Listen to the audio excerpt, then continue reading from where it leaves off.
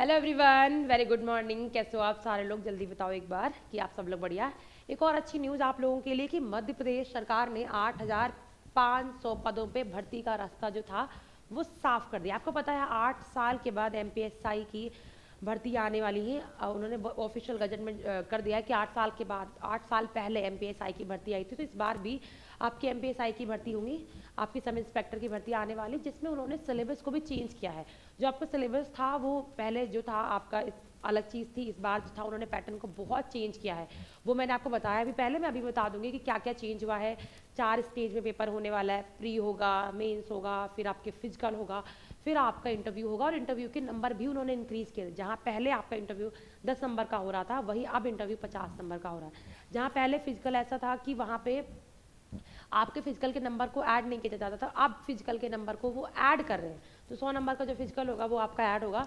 Prelims जो होगा वो आपके 100 नंबर का होगा, बट वो आपका सिर्फ क्वालिफाइंग नेचर होगा, वो उसके नंबर आपके मेरिट लिस्ट में काउंट नहीं होंगे।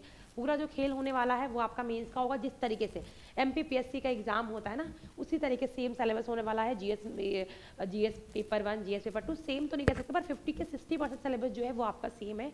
जीएस 1, जीएस 2 उसमें भी खंड का है वो मैं समझा दूंगी। बट आज जो हम बताने वाले वो क्या है, देखो जरा, कि उन्होंने बोला कि मध्य प्रदेश में पुलिस भर्ती के लिए 8,500 पदों पे भर्ती का रास्ता साफ किया। देखो उन्होंने क्या बोला है।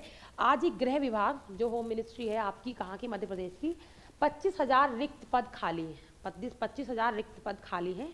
उनमें उन्होंने बोला है कि वो 8,500 पुलिसकर्मियों की भर्ती करेंगे। ठीक है, 25,000 पद खाली उनमें उन्होंने बोला कि अभी वो करने वाले 8,500 पुलिसकर्मियों की भर्ती करने वाले, जिसमें 7,500 सिपाही होंगे। जिसमें क्या होने वाले, जिसमें आपके 7,500 सिपाही होंगे, और आपके क्या होने वाले 500 सब इंस्पेक्टर मतलब एसआई होंगे, और 500 क्या होंगे, ऑफिस स्टाफ के पद शामिल होने वाले। हो गए 8,500। 750, 7,500 किसके होंगे, आपके सिपाही के होंगे मतलब कांस्टेबल। 500 सब इंस्पेक्टर के होने वाले हैं, 500 आपके ऑफिस स्टाफ के होने वाले हैं।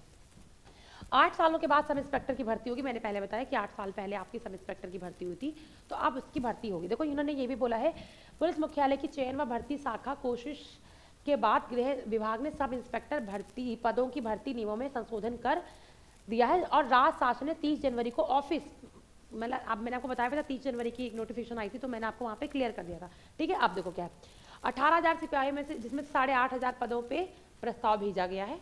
ठीक है, जिसमें 7,500 जो होंगे वो सिपाही होंगी, 500 आपके सब इंस्पेक्टर होने वाले, 500 जो होंगे वो ऑफिस स्टाफ होगा। ये इन्होंने बोला है कि कुछ परीक्षाएं जो चल रही हैं जिनके रिजल्ट अभी पेंडिंग है, वो रिजल्ट नहीं आए हैं, जब वो रिजल्ट आ जाएंगे उसके बाद ही आपकी नोटिफिकेशन आनी शुरू हो जाएंगे।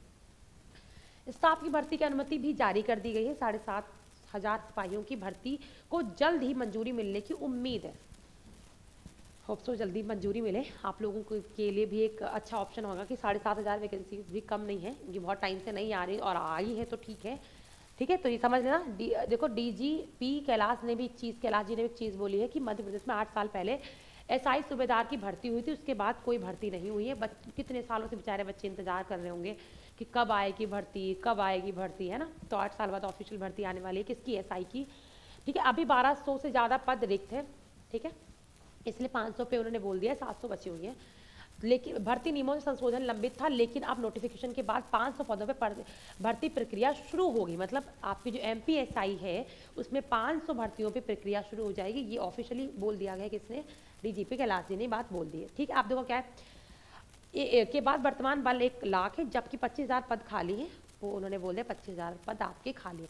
मेन यही था आपका कि आपके 8,500 वैकेंसीज पे आपके पद वैकेंसीज आने वाली हैं। 7,500 आपके इंस्पेक्टर होंगे, मतलब आपके कांस्टेबल होने वाले हैं।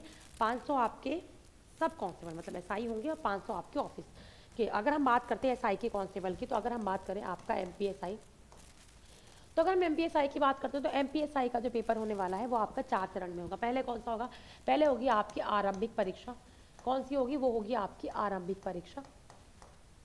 फिर जो होगी वो होगी आपकी मुख्य परीक्षा। कौन सी होने वाली है, ये होगी आपकी मुख्य परीक्षा। ठीक है, उसके बाद होगा आपका शारीरिक दक्षता मतलब फिजिकल, शारीरिक दक्षता मतलब फिजिकल होगा आपका। और सबसे बाद में जो होगा वो होगा आपका इंटरव्यू। सबसे बाद में क्या होगा, वो होगा आपका इंटरव्यू। ठीक है, आप देखो यहाँ पे प्रोसेस क्या करने वाले मैं समझाई हूँ, मैं दोबारा कर देती हूँ।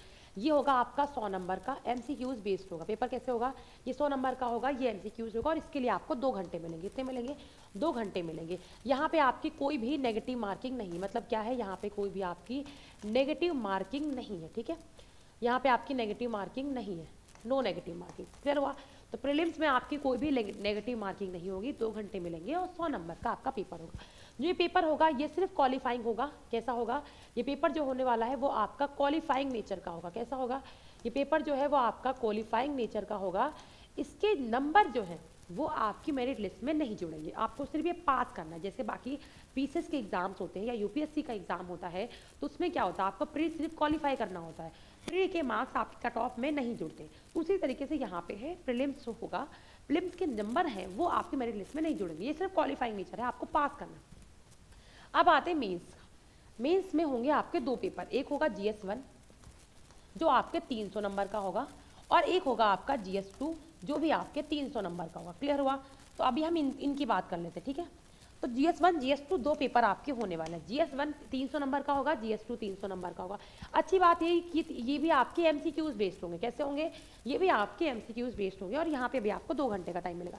सबसे इंपॉर्टेंट चीज़ यहाँ पे आपकी नेगेटिव मार्किंग है, मतलब यहाँ पे आपकी माइनस मार्किंग होगी। ठीक है, यहाँ पे क्या है, यहाँ पे आपकी माइनस मार्किंग होगी, यहाँ पे नहीं है, यहाँ पे आपकी जो है वो आपकी माइनस मार्किंग होगी। क्लियर हुआ, यहाँ पे जो है वो आपकी माइनस मार्किंग होगी। अगर हम GS1 की बात करें, GS1 या हम GS2 की बात करें, यहाँ पे देखो इन्होंने कैसे सिलेबस को डिवाइड किया है।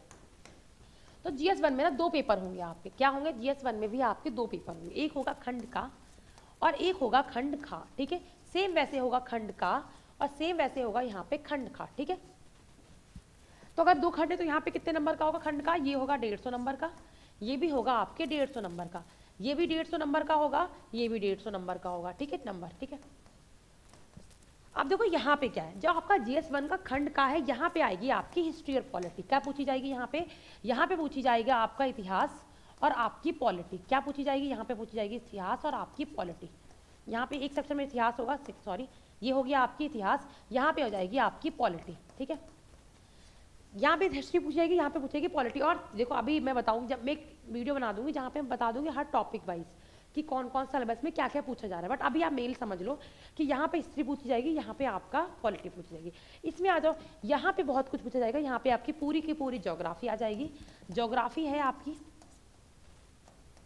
ठीक है, आपका इन्वायरमेंट, ज्योग्राफी इन्वायरमेंट एक साथ हो जाएगा। यहीं पे आपकी साइंस, यहीं पे आपकी इकोनॉमिक्स। ठीक है, ये सारी चीज़ें आपकी GS पेपर 3 में आएंगी। और जो आपका पेपर 2 है, यहाँ पे आपकी रीजनिंग और मैथ्स आएगी। मतलब क्या है, एक पेपर ऐसा भी होगा जहाँ पे आपसे रीजनिंग और मैथ्स भी पूछी जाएगी। क्लियर हुआ, तो ये है आपके मेंस का सिलेबस। तभी मैंने कहा था 50-60% सिलेबस जो है वो आपके MPPCS का सिलेबस जो होता है उसका है, या फिर जो UPSC का सिलेबस हो जाता है उसका होगा। लेवल अलग हो सकता है बट पूछा इस तरह। देखो GS1 में, जैसे हमारे GS1 में पॉलिटी आती है, तो GS1 में यहाँ पे इन्होंने पॉलिटी पूछी सारी, मतलब GS1 में हिस्ट्री पूछी, सारी हिस्ट्री आएगी, मॉडर्न, मिडिवल, है ना, और आपकी एंशिएंट। पॉलिटी में सारी पॉलिटी आएगी। ठीक है, GS पेपर 3 में आपकी इकोनॉमिक्स भी आएगी, साइंस भी आएगी और आपकी जियोग्राफी भी आएगी। GS पेपर जो आपका GF का जो 4 होगा, वैसे मान लो 1 2 3 4, इसमें आपकी रीजनिंग और आपकी मैथ्स के क्वेश्चन पूछे जाएंगे। तो ये पेपर होगा। ठीक है, इस तरीके से आपके पेपर पूछे जाएंगे, ये होगा पेपर। ठीक है, आप देखो ये हो गया आपका 600 का पूरा 600 हो गया ये। अगर बात करते हैं शारीरिक दक्षता की, ये आपके 100 नंबर का होगा और इस बार ये 100 नंबर आपके कट ऑफ में ऐड किए जाएंगे। और जो इंटरव्यू होने वाला है वो होगा आपके 50 नंबर का। कितने नंबर का होने वाला है, ये होगा 50 नंबर। टोटल मिला के पेपर कितने हो जाएगा, टोटल मिला के जो पेपर होने वाला है वो हो जाएगा 750। ठीक है, 750 मार्क्स का ये होगा आपका पेपर, क्योंकि 600 नंबर का तो मेंस ही हो रहा है, 100 नंबर की आपकी शारीरिक दक्षता हो रही है और 50 नंबर का आपका इंटरव्यू हो रहा है। और बहुत बच्चे ये भी बोल रहे हैं कि इस बार आपका इंटरव्यू नहीं कराना चाहिए, पिछली बार जो इंटरव्यू था वो सिर्फ 10 नंबर का था और इंटरव्यू है तो करप्शन के चांस ज़्यादा बढ़ जाते हैं, तो बोला जा रहा है कि इंटरव्यू ना हो। बट अभी उन्होंने ऐसा कुछ चेंजेस करने की बात नहीं करी, अगर करेंगे तो हम देखेंगे आपकी चेंजेस करने की बातें। तो देखो वैकेंसीज तो आ रही है 8 साल के बाद, तो आप सब लोगों का इंतजार दूर होने वाला है, तो अपनी तैयारी में जुट जाऊँगी। सिलेबस बहुत चेंज हो रहा है तो पेपर का लेवल भी चेंज होगा, बहुत टाइम बाद हुआ है तो पेपर भी आएगा। अच्छे से तैयारी से जुड़ जाओ अपनी, मेहनत से तैयारी करो। अगर आपको कोई भी इंक्वायरी लेनी है, किसी तरीके से कोई प्रॉब्लम आ रही है, कुछ भी इंक्वायरी लेनी, तो आपको क्या करना है, आज ही जाके रिजल्ट गुरु की एप्लीकेशन को इंस्टॉल करो। वहाँ पे जाकर आपको हर चीज़ मिल जाएगी, कोई ज़रूरत नहीं देखने की, आप सब जाओ, सब कुछ फ्री में मिलेगा, डेमो एकदम फ्री मिल जाएगी आपको, कुछ आपको टेस्ट सीरीज भी फ्री में मिल जाएंगी। तो आपको क्या करना है, आपको रिजल्ट गुरु के एप्लीकेशन पे जाना, किसी तरीके से कोई इंक्वायरी है, कोई डाउट है, कुछ बात करनी है, तो आप आ सकते हो वहाँ पे, ठीक है। चलो यही इन्फॉर्मेशन मुझे आपको देनी थी। आप लोग अपना बहुत अच्छे से ख्याल रखो। Bye bye, take care.